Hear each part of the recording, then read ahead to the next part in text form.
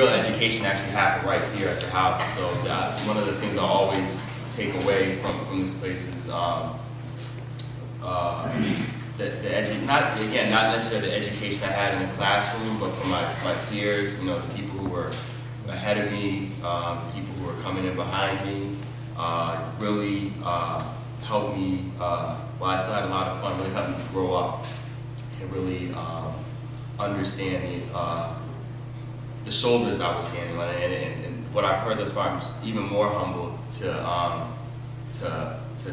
meet and know this and see the people on the shoulders that I'm standing on. And I think that's something that you definitely need to hold on to. And so I think you've heard all the different stories, and this is a place that really, especially this place that we're sitting in right now, really instills that into everybody, the role of serving, more than just yourself. So I think that's important. I actually worked here at the house. I was the I was a publicity coordinator, which was probably the best job during the fall and spring seasons, and the worst job in the winter, because my job was to have posters and go out and start taping things up. So when the weather was nice, it was the best job in the world to have. Go out and say what's up to people, In the winter, not so much. The teams didn't really work as well. And luckily for me, winter only lasted 7 out of the 9 months. So worked here. That was a real pleasure to work here, and it's just amazing to see all the wonderful renovations. Also, I don't know if this group still exists. I was leader at the time of the Black Male. It was then called the Black Male Discussion Group. I don't know if there's any sort of analogous group, Black Men's Group. So I did that. We used to have that every Friday night here at the house. A lot of fun. And I was one of these sort of I was one of these sort of statistics when it came to pre-med. I started pre-med. I actually finished pre-med, but obviously I didn't end up going into the medical field, probably because I didn't do so well in my pre-meds, but that's a whole nother story. One of my I had 2 defining moments. One, I met my wife here, and we have 2 lovely daughters now, so this is obviously a special place for me. But I think my other defining moment is when I was here, I did a lot of work with youth from New Haven. So I worked with Jumpstart, which I don't think it actually is here anymore, but works with works with Head Start students. And I also was a tutor and a mentor at the New Haven Youth Probation Center, which is right there on YALE. And one of my defining moments was I was working very closely with a 15-year-old African American young man who was on probation for weapons charges. And we go there, we had a really good relationship, but every single day that I went there, we'd sort of come out of the center, and every day we'd go on to YALE Ave, and he would walk one direction up towards away from Yale, and I would walk towards Yale. And it really struck me each and every time how, in a lot of ways, we were very similar, but at the end of the day, we were walking to very different worlds. And one of the things that I constantly struggled with, and actually left here very sort of disillusioned, was what it meant for me as an African American man to come to Yale and benefit from Yale, when I perceived, and I think rightfully so, and maybe still rightfully so, that Yale was not doing very much at all to really help the community, and as we know, you don't have to walk very far to be in the community. And so I sat very uncomfortably with benefiting from an institution on one hand that I felt was doing harm, or at least not helping the community around me. So that's something I sat very uncomfortably with. But as I grew, I realized it was really about, it became less about Yale and the degree as sort of an end, but really the means, and really and it sort of, rather than sort of becoming guilty or whatever about it, it would really put a sense of responsibility on me that now that I have this degree, what am I going to do with it? So I think that sort of separate ways thing that happened really instilled in me a sense of, I'm here and I better really, though I had a lot of fun, like I said in the beginning, what am I really here for? What am I going to do with this? So, long and short of it is, I really like working with youth, as I said, so I ended up actually going to Harvard Graduate School of Education to get my doctoral degree in education, and now I'm actually a professor at Simmons College in Boston, where I teach teachers. So I actually did a lot. Before I did that, I was working with Simmons College Upward Bound. Some of you might have been part of it. It's a federally funded. Federally funded after-school program for students who are low-income and/or first generation to go to college. So really, that thing in my head about taking the doors that have been opened to me by virtue of my Yale and my Harvard education, we want to put that back and open doors for other people who look like me. So I started off working directly with youth, and then made the transition to working with training teachers, especially well-meaning, usually white, young women, to help them to better teach and better prepare our urban youth for the future. So that's what I do now. I do also do, in addition to teaching teachers, I do a lot of research looking at the role of racial identity in school culture and trying to understand, come up with more complex theories for why particularly black high school students achieve or don't achieve in high school. For those of you in education looking at issues, the achievement gap, which I actually consider a bad term. I consider it an opportunity gap, really. I would just like to echo Travis's comments about, I think the great thing about coming back to events like this and connecting with people is, at the time, these were just people who were just my friends and we were partying with and we were just, doing our thing. And then when you come back and you start to realize where everybody ends up and the amazing things that everybody does, had I known, what I know now, I would have just taken so much more advantage. Probably would have partied a little less, networked a little more, gone to, there's millions of events that are going on. I just would have taken more time to really get out there and take full advantage of all the doors that this place can open for you, but always with an eye on and an appreciation for the shoulders that we're standing on. So I think that's the one takeaway that I would say is, never let this be about you. Never let this be about the degree, but let this be about this. My success comes when the next generation has, any of the opportunities that I have. So I think that's the way we have to be able to. And I was here pretty much, and like I said, I practically lived here. If you do like just a week of life at Lorelei Yale. By the way, I had a twin, so I was downstairs and I would come upstairs at the end of my day working at UIC, and I would be here for the Black Student Life. I co-founded the Black Solidarity Conference. That's and, I also loved participating in the Yale Gospel Choir and Black Church at Yale and any other opportunities I got. So I was really attached to this place. And then of course on Thursday nights, I don't know what show it is now for you guys, but we would be here watching Martin and Living Single every Thursday. So I am really, I know I just dated myself. But I'm serious, and this was just really a fundamental part of my experience because I grew up in South Bronx and Harlem, was one of the first in my family to attend college. And I don't know how many people are familiar with Prep for Prep, but I was able So I was, like I said, one of the first in my family to go to college. Andrew and I were the first. But, in the midst of just navigating this transition, and also going to an all-white, all-girls private school on the Upper East Side, it really politicized me and it left me longing for community, and that's what I found when I came here. And I dove in and I made the absolute most of it. I think the things that really defined my time here at Yale were freedom, creativity, and service. I think a lot has been said about the service theme. For me, that's always been central because I look at my background and I know where I could be and I know where I am. And I know that has a lot to do with the sacrifices and service of other people. So for me, it was really important to give my time and just share my heart and my passion with the people around me here in the New Haven community.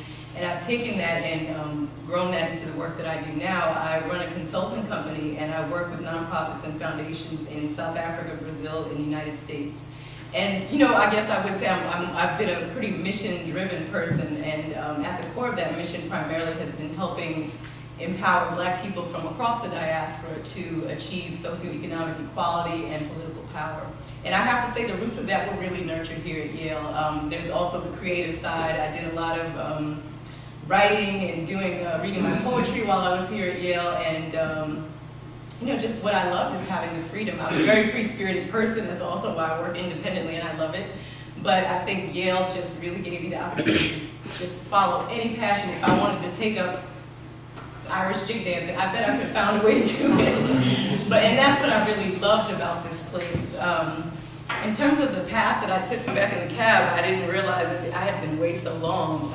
And a lot has happened in 10 years. The 2 years after I left, I went and worked for Anderson Consulting, which is now Accenture, and realized very quickly the private sector was not for me. I went to the Harvard Kennedy School of Government after that for 2 years with a master's in public policy.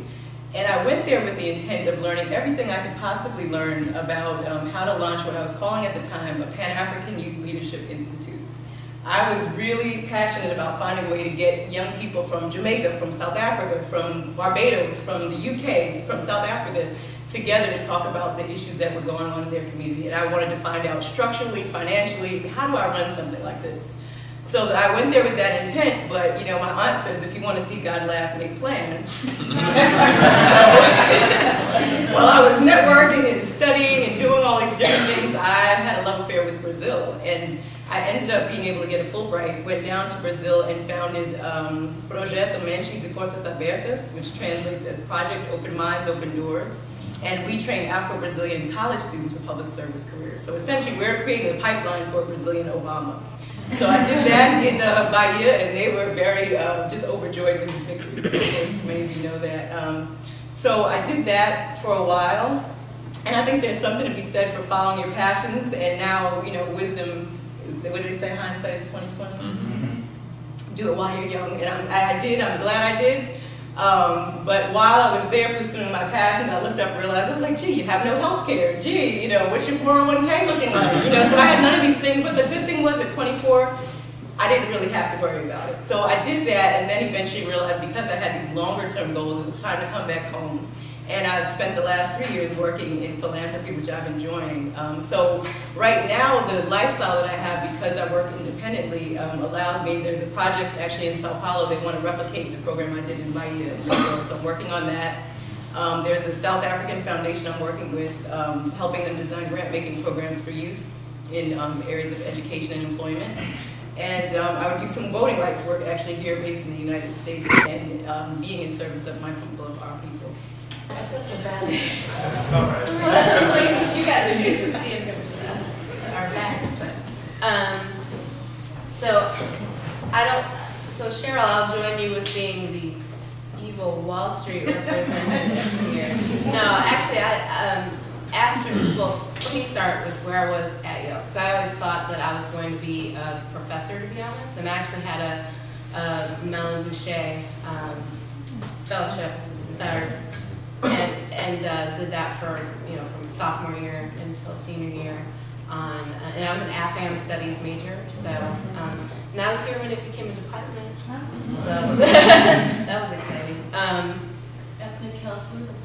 Yes, so going way back, my mother is actually half African American, half Mississippi Choctaw, and my grandmother was a sharecropper in Mississippi. So it was a really big deal for me to be at Yale, and I've always had a hand in the Native American Cultural Center here, and that's often where you'll see a lot more of my effort just because it's a lot smaller community, and here at the house. And actually of my attention, because I'm not even going there with some of the stuff on the Native American side, you can imagine how much further back that community is even compared to the house. So at any rate, so I was in both ANE and VSE. I was the second Native American peer advisor and the first. Was that it? Yes, I was. No. And just did a lot of stuff in the community of color in general. So my defining moments at Yale, I have 3 that are actually pretty quick. One is that I was very, very sick my freshman year, and I could barely get from the front door up to the top of the stairs because I had these canes, right? I had joint problems. So my parents were in my ear and I got sick like the summer before I came in. My parents every day were like, Amanda, my dad was like, just come home to Chicago or wherever, you know. And I said, no, I'm graduating my class. These are my friends. I wanted to go to Yale. I'm going to Yale, period. So that was one defining moment. It was, you know, just like what you said, if you want it hard enough, I mean, I was on the handy van up to Science Hill, and I had friends who would carry my book bag up there for me so that I didn't have to worry about it. So that was one thing, was family and friends here at Yale, like seeing, just instantly having this community in the cultural centers and in my residential college was a big, big thing for me. The second defining moment at Yale was, actually, it's related to education too, Darren. Because of of the Boucher Mellon program, I was asked by there actually is, you know, an education program here at Yale, although it doesn't get enough, I think, enough depth. So I had a friend who was in the program, and she was teaching at Hill House High School. And she asked me, because she was a young white woman, she asked me to come into her class, since I was an FM studies major, to teach in her history class, kind of as like a guest professor, or high school teacher. Moment for me, because I realized, one, how much I had been given. I mean, I really realized it because I was with these high school students, but also I heard from her that the days that they knew I was going to be there, she had no students who skipped class. You know, I heard, you know, and there was something about being able to show people that they're a part of history too, that made all the difference to that classroom. So that was another big moment for me. And I actually thought I was, you know, it was unfortunate because it was my senior year, and I was like, man, I wish I had known Yale had an education program, and I might have, right? I might have actually, you know, done something with this. It's really interesting. But what was strange was that for many other reasons, I ended up on Wall Street after school. And a lot of it was, I actually was in a program called SEO. Maybe you guys have heard of SEO. So I'm an SEO alum, and I ended up at Merrill Lynch. I got an offer to come back, and senior year, it's like, you have an offer you have a job already. Like, yeah, I'm gonna take that job. You know, I didn't think a whole lot about it. I liked my group, I liked where I was, and so I took the job. I was on Merrill Lynch's mortgage-backed securities origination team. Yeah.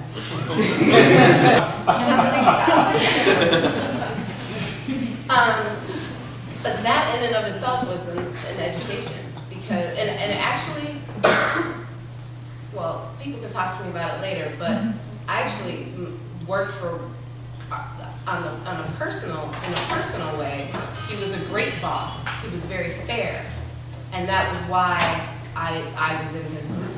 But that's a whole other story. You know, as a minority woman on 104, and I kid you not, I looked him straight in the eye, and this is someone I thought was, you know, brilliant, and this and that and the other. And I said, so, what happens when this market crumbles? I said, you know, people can only refi their mortgage so many times, right? And he looked at me dead in the face and said, what are you talking about? We're going to continue to do this. Because I was like, do you hedge? Do you go to principal investing? And that was the answer he gave me. And the reason I asked the question was that I was considering going to graduate school. And so it was either go to business school or take a promotion in this group. And I went to business school. that answer, I was just like, that makes no sense to me. And I'm telling the truth. I know it sounds like, oh yeah, of course you want to. But I don't know as much about SOM, but it is considered to be ethical business school. And that was a big thing for me because, not because I thought that what we were doing at the time was unethical. I didn't think that. I didn't know that. But there was something about wanting to, like Travis said, there's this thing about wanting to straddle the public and the private that I've always tangled with. My father ran a nonprofit in Chicago. So I never, and worked at Malcolm X College, like a community college. Like he was very far from the Wall Street type of guy, which is why I said, what did you do? So anyway, after school, because I still had loans, I did go back to what I knew. I went back to UBS Investment Bank, and I was in equity capital markets. My husband has just been hired on the faculty and is the new director of global health in the Department of Surgery at YALE New Haven. And we balance the public-private thing. He does a lot of work in Liberia. So that's like my night job is doing all his budget stuff. He's helping rebuild the healthcare system in Liberia right now. It's sometimes seen single-handedly, but there's a good group of people in a consortium, if folks are interested in medicine, with a lot of the major programs now, University of Chicago, House here at Yale, Harvard, Mount Sinai. I mean, a ton of the schools are now involved in it too, so talk to me about that too, because they need people. And that's it. So my third defining moment was just that I met my husband here too. And I had my baby at Yale New Haven Hospital 8 weeks ago. So strategy and business development there. And I love my job. It's much, much cooler than what I used to. Yeah, much better.